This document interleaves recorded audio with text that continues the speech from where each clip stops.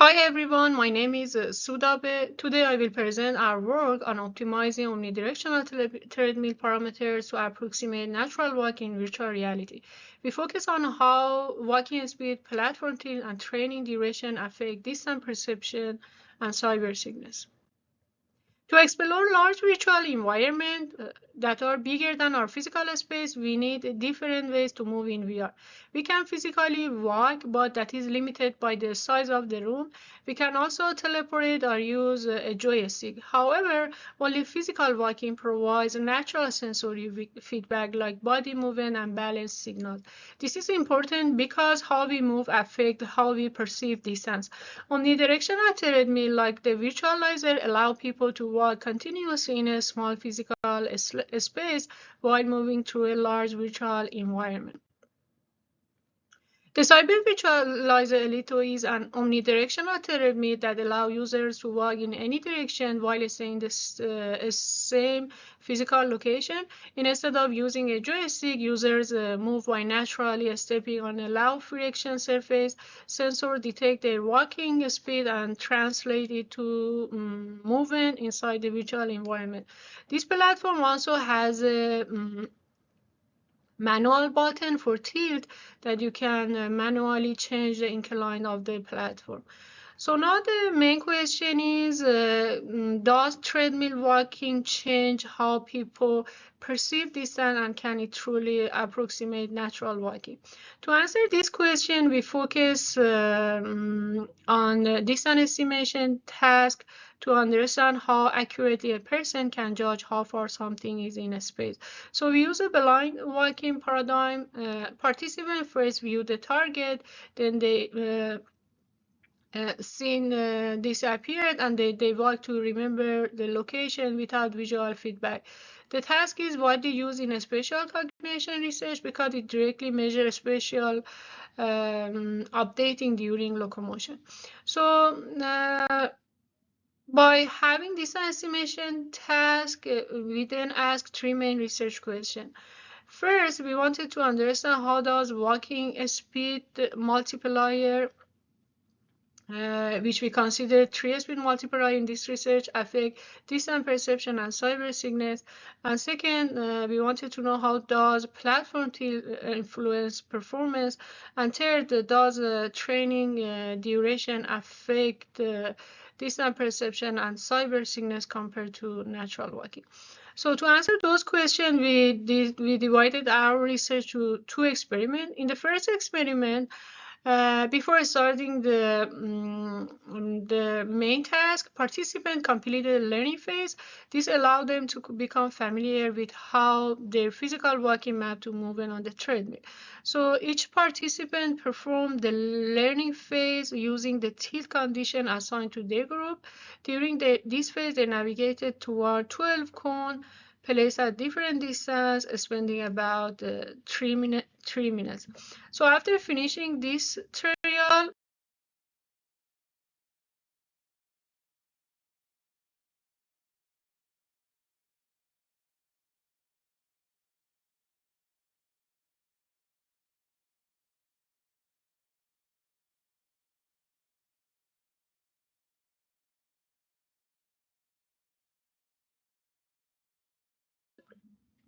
they move to the testing phase. For this phase, we ran 36 participants. They performed the blind walking distance estimation task at three target distance, 4, 5.5, and 7 meters. Tilt here was as a between subject factor, and speed was between subject factor as well as natural walking. We had this one for virtual walking. So as you can see, the participant is pressing the button and the scene became dark and they just walked and estimate their distance. After that, finishing three-speed multiplier, we had a natural walking performance. The experimental helped the participant walk and estimate their distance and guided them to return back to the starting location. Here is the overall procedure of experiment 1. First, participant completed the learning phase, then they fill out the pre-experiment motion sickness questionnaire, then they perform the virtual walking speed at 3-speed condition. After that, they feed the mid-experiment motion sickness questionnaire, and they perform natural walking phase. And after that, we had the post-experiment motion sickness, and we collected the data. For spatial performance, we measured proportional distance error defined as a ratio between walk distance and actual distance. So the value more than 1 shows that the participant overwalked, and the error less than 1 shows the underestimated distance. So here we need to mention our goal here was not simply to minimize error. So we wanted just to determine whether the treadmill walking procedure can provide the natural walking performance. And we use motion sickness questionnaire, which is Kennedy questionnaire formula for this section. For analyzing data, we use mix design, ANOVA, including treated condition, 3-speed multiplier, 3 actual distance, and running order as a factor. So by looking at the figure, we found a significant effect of actual distance. This means participant distance estimate differ across different distance of the target. So and also the shorter distance showed greater underestimate. We found a significant effect of walking condition. The 0.8 speed multiplier was the result which was closest to natural walking, and 1.0 and 5.2 provide overwalking in this condition. We didn't find any main effect on tilt, but based on the participant feedback, we consider tilt to subjectively preferred. Also, the tilt alone didn't have a significant main effect, but we found a significant effect of interaction. This means tilt slightly didn't change the perception, but when the speed, but with speed influence distance perception.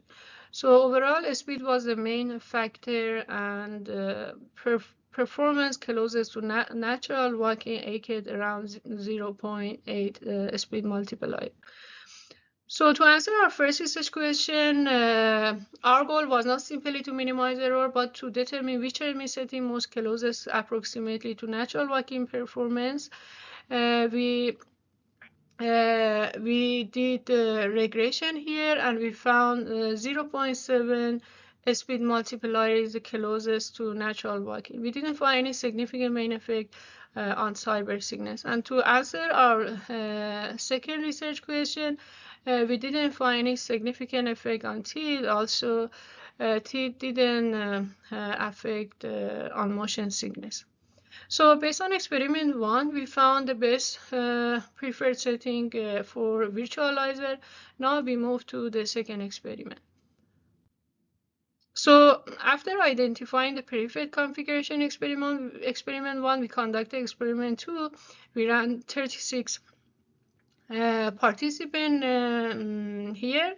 In this experiment, we fixed the virtualizer setting at speed multiplier 0.2 until 2. We then manipulated training duration as a between subject factor.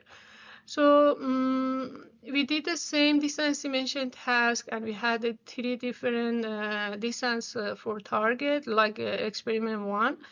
And we had this one for virtual walking and natural walking. Here the virtualizer condition was set up for preferred setting, and we had natural walking and virtual walking as a within subject factor. And the measured in experiment 2 were identical to those used in experiment 1. We again calculated proportional distance error as the ratio between walk distance and actual distance, and we use motion sickness Kennedy formula in this experiment too. So For analyzing, we conducted mixed design ANOVA with training duration as a between subject factor and actual distance, locomotion method, and running order as a between subject factor. So in experiment 2, we found a significant main effect of actual distance and proportional distance error, and shorter distance showed greater underestimation. We also found significant main effect of training duration. And we found that 6 minutes of training was sufficient for a stable adaptation, and longer training didn't improve performance. We also found a significant effect of walking condition, and here shows in natural walking, participants showed greater underestimation. So to answer our third research question, we found that training duration didn't meaningfully change distance perception once the treadmill was properly calibrated. Treadmill judgment remained comparable to natural walking across all duration, and approximately 6 minutes was sufficient for adaptation. Also, regarding motion sickness, training duration had no significant effect on overall motion sickness, indicating that extended exposure didn't increase discomfort. Although walking conditions slightly affected nausea, there was no significant effect on total motion sickness.